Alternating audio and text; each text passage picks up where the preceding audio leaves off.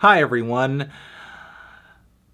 Snapthany back, Tano here, the internet's busiest music nerd, and it's time for a review of this new Bicep album, Isles. This is a brand new LP of material from UK electronic music duo Bicep, whose self-titled record in 2017 handily stopped me in my tracks with its subtle presentation but also irresistible grooves. The track list was a diverse series of house variants that all flowed pretty cohesively thanks to their cerebral ambiance. In other words, this album was equally danceable and deep with some occasional bold touches of color. So I was hoping for a similar balance of sounds on this new LP, but came away slightly disappointed after hearing that the material here is leaning in a slightly more ambient direction, which isn't necessarily a bad thing in concept. Sure, the drums and pads on this thing aren't nearly as textured or as bold as they were several years ago, but that could easily be made up for with structures and compositions that are maybe more intricate, adventurous, abstract. That would certainly be something to chew over, but sadly most of the material here features a very solid, simple assembly and utterly unremarkable sound. Now, I will give it to Isles that the increase in space and atmosphere does occasionally lead to a moment that feels both dreamy and larger than life. Take the title track, which features these glossy, distant lead vocals that call out angelically against these fragmented, gentle beats. The gaps between these elements eventually being filled out by these very airy pads and also darting, chirping, angular synth sequences that are quite sharp. Structurally, the track does drift off for a moment around the midpoint, then comes back harder.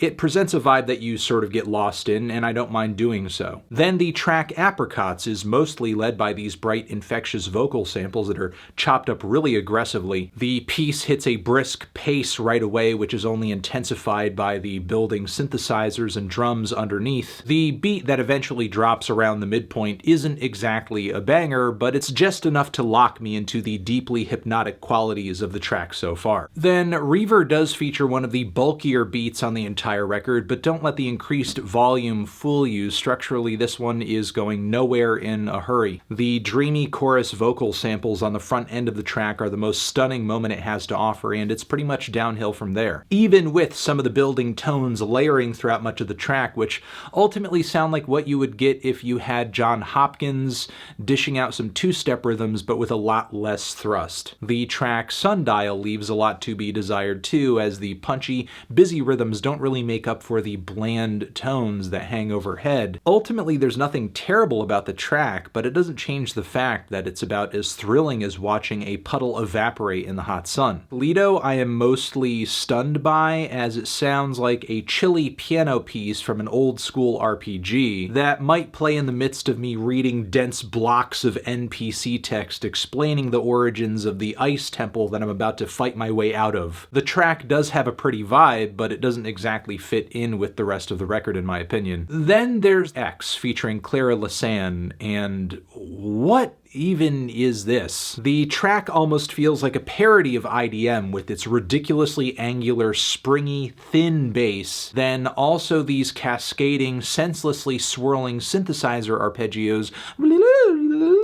just folding over each other in a really awkward way. The whole thing sounds like a tuna casserole just melting with gooey orange cheese, and it makes me a little queasy. Then to speak on the project's final moments, the song Fur has a mostly inoffensive first leg, but at least it builds up to an epic, shimmering, dense finish. It reminds me almost like a blank mass track if it were to be a lot less experimental in presentation. Just very thick, very layered, very linear, but not any real bite to it. Then the closing track Hawk does have its moments, but it's far from being a climactic finish. Glossy pads along with some sputtering beats essentially provide a foundation for these revving synth leads that sound like a Formula One car's whizzing by, which I suppose is an interesting contrast, but it's not one the duo really develops into anything beyond what you might hear in the first minute or so of the song.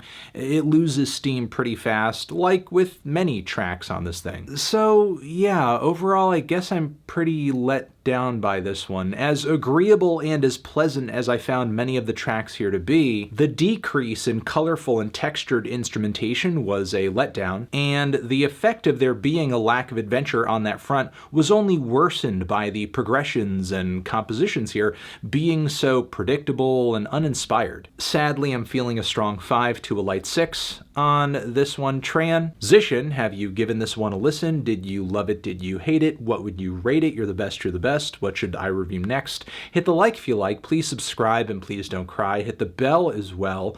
Over here next to my head is another video that you can check out. Hit that up or the link to subscribe to the channel. Anthony Fantano, Bicep forever.